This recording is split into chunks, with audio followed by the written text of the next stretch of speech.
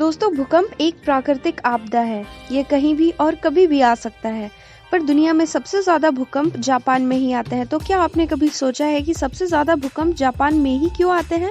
दरअसल भूकंप के लिहाज से जापान बेहद संवेदनशील देश है।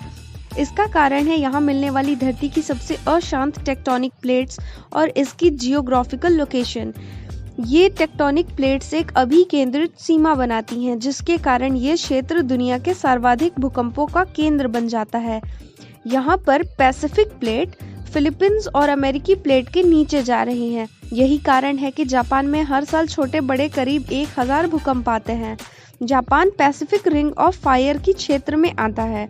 इस रिंग ऑफ फायर का असर न्यूजीलैंड से लेकर अलास्का, उत्तर अमेरिका और दक्षिणी अमेरिका तक होता है। रूस, America, Canada, Papua New Guinea, Peru और ताइवान जैसे देश भी इसी सीमा में आते हैं। जापान चूंकि भूकंप का केंद्र है, इसलिए जापान में भूकंप की मॉनिटरिंग करने का सिस्टम काफी मजबूत और अपडेटेड है। जापान की मेट्रोलॉजिकल एजेंसीज जापान को 6 स्तरों पर लगातार हर पल मॉनिटर करती रहती है। सुनामी वार्निंग प्रणाली भी इसी एजेंसी के तहत काम करती है। सुनामी और भूकंप मॉनिटरिंग प्रणाली के तहत सिस्मिक स्टेशंस के साथ 6 रीजनल क्षेत्रों पर नजर रखती है। सिस्मिक स्टेशन प्लेटों के बदलाव पर नजर रखने वाले स्टेशंस होते हैं। इसकी बदौलत केवल 3 मिनट के भीतर ही भूकंप और सुनामी की चेतावनी पूरे देश में जारी कर दी जाती है।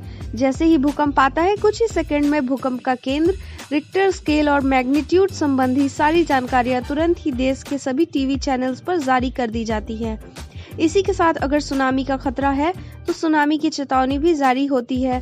कहाँ खतरा है, सभी लोकेशंस नेशनल टीवी पर बताए जाते हैं। कुल मिलाकर टीवी पर ये जानकारी 60 सेकंड्स के भीतर जारी कर दी जाती है, ताकि जनता भूकंप के खतरे को समझकर बचाव पर ध्यान दे। कई क्षेत्रों में लाउड स्पीकर लगाए गए हैं ताकि आपदा की जानकारी दी जा सके।